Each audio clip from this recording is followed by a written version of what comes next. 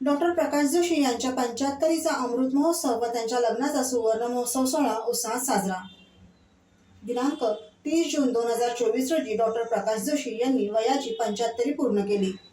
त्यानिमित्ताने 75वीचा अमृत महोत्सव सोहळा आणि डॉक्टर प्रकाश जोशी व त्यांच्या पत्नी सौ जयश्री जोशी यांच्या लग्नालाही 50 वर्षे पूर्ण झाल्यामुळे यांच्या लग्नाचा सुवर्ण महोत्सव पण याच दिवशी उत्साहात साजरा करण्यात आला. या सोहळ्यास उपस्थित मान्यवरांचा शाल, श्रीफळ व पुष्पगुच्छ देऊन सत्कार करण्यात आला. नंतर मान्यवरांनी आपापल्या प्रतिक्रिया व्यक्त केल्या. जीवन संजीवनी हा प्रोग्राम म्हणजे आमच्या एनेस्थेशिया सोसायटीचा फ्लॅगशिप प्रोग्राम आहे, जो आम्ही प्रत्येक नागरिकाला जीवन रक्षक बनवायचा हा त्याचा ध्येय आहे. आणि या प्रोग्राममध्ये सरांचा त्यांचं म्हणजे 70+ असून सुद्धा इतका सक्रिय भाग असतो की जर एखादा प्रोग्राम ठरला तर व्हॉलेंटियर आम्हाला शोधावे लागतात, पण सर जे आहे त्यांचा हात लगेच वर असतो की मी येणार. आणि हे करून त्यांनी 2 जीव सुद्धा वाचवलेले आहेत. आणि ह्या वयात सुद्धा त्यांची जगण्याची जी एन्थुसियाझम आहे, जोश आहे, तो बघून खरंच म्हणजे आम्हाला लाजवण्यासारखं आहे. हे ज्या वेळेला गाणं गायला स्टेजवर जातात त्यावेळेला आम्ही म्हणतो की आप देवानंद जी आपके सामने आ रहे हैं. आणि असे देवानंद, अतिशय देवानंद यांचा आवडता हिरो, त्याची गाणी हे खूप गातात. आणि त्यांचे जो कार्यक्रम करण्याचा जो ध्यास आहे, 120 कार्यक्रम झालेले आहेत. वृद्धाश्रमामध्ये सगळे कार्यक्रम झालेले आहेत.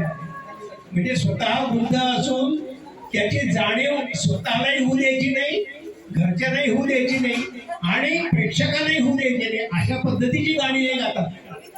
आमचे काका असे अष्टपैलू व्यक्तिमत्वाचे.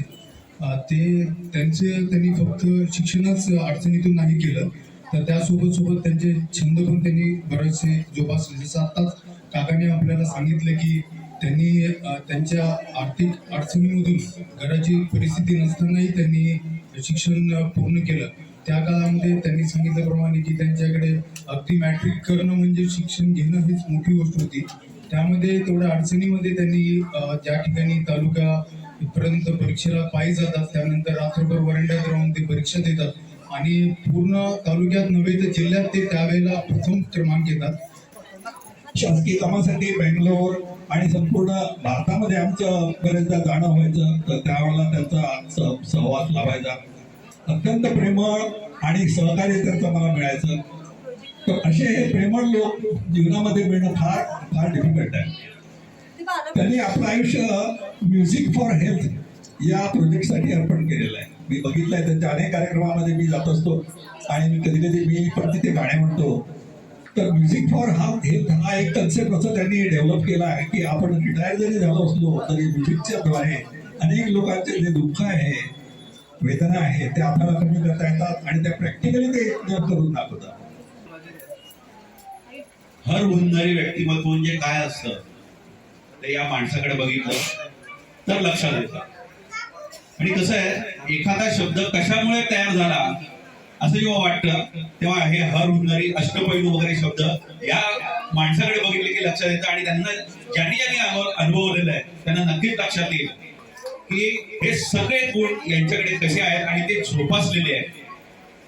गाण्याचे कार्यक्रम असू दे किंवा इतर सेवा असू दे, खूप कमी डॉक्टरांमध्ये हा सेवाभाव दिसतो वेगवेगळ्या मार्गाने.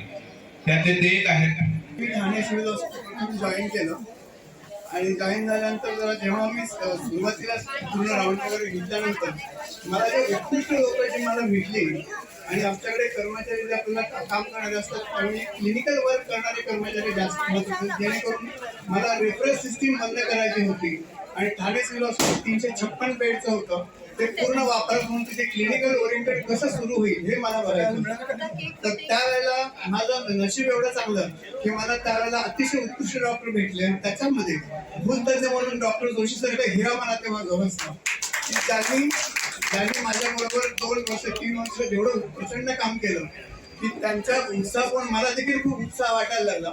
आणि ते माझ्यापेक्षा जरी सिनियर असले तरी पण त्यांनी मला एवढं काही शिकवलं. आणि ऑपरेशन थिएटरमध्ये असं कुठे असू, एक गोष्ट मला प्रकर्षाने जाणवली आणि ती मला मुद्दाम इथे नमूद करायची, खास करून जी तरुण मंडळी आहे, की आपल्या गावात काही अडचणी असतात, प्रतिकूल परिस्थिती असतो, प्रत्येकाला संघर्ष असतो, पण संघर्षातनं मार्ग काढत काही माणसं पुढे जातात. तो आदर्श आपण घ्यायचा असतो. आणि हा एक मूर्तिमंत आदर्श एवढ्यासाठीच आहे की ज्या गावात वीज नव्हती त्या गावाने शहराला प्रकाश दिला. आणि केवळ प्रकाश नाही तर आरोग्य सेवेचा प्रकाश आणि नंतर निवृत्तीनंतर आनंदाचा प्रकाश तुम्ही पसरवताय. मला असं वाटतं फार मोठं काम आहे. एक सकारात्मकता आपण म्हणतो. कार्यक्रमाची सुरुवात गणेश वंदनेने झाली. नंतर मान्यवरांच्या उपस्थितीत केक कापण्यात आला. डॉक्टर प्रकाश जोशी यांच्या 75वीचा अमृत महोत्सव व त्यांच्या लग्नाचा सुवर्ण महोत्सव सोहळा स्वामी समर्थ हॉल, श्री स्वामी समर्थ मठाजवळ, मुंबई पुणे रोड, दत्तवाडी, खारीगाव नाका, कळवा येथे संपन्न झाला. या सोहळ्यास जोशी दाम्पत्याचे मित्रपरिवार, नातेवाईक मोठ्या संख्येने त्यांना शुभेच्छा देण्यास उपस्थित होते. या सोहळ्यामध्येच डॉक्टर प्रकाश जोशी यांनी 75 वर्षे पूर्ण करताना त्यांनी केलेले कार्य स्क्रीनच्या माध्यमातून दाखविले. यावेळी त्यांच्याशी साधलेला संवाद. आज 75 वाढदिवस आहे आणि गेली 75 वर्षामध्ये जे काही काम कार्य करायचे ते केलेलं आहे.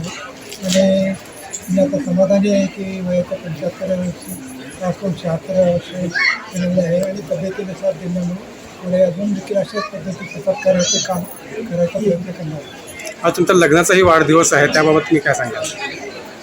मी पण त्यांच्याबद्दल समाधानी आहे.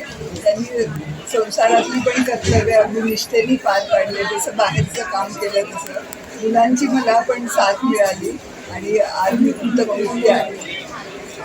आज यांचा 100वा 75वा वाढदिवस आणि 50वा लग्नाचा वाढदिवस आहे, त्याबाबत तुम्ही काय सांगाल?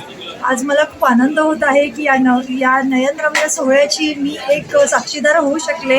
तर असे सोहळे आमच्या आईबाबांचे होऊ देत आणि त्यांनी 100ही गाठावी आणि असा छान सुखाने संसार करावा हीच मी आज इच्छा व्यक्त करते.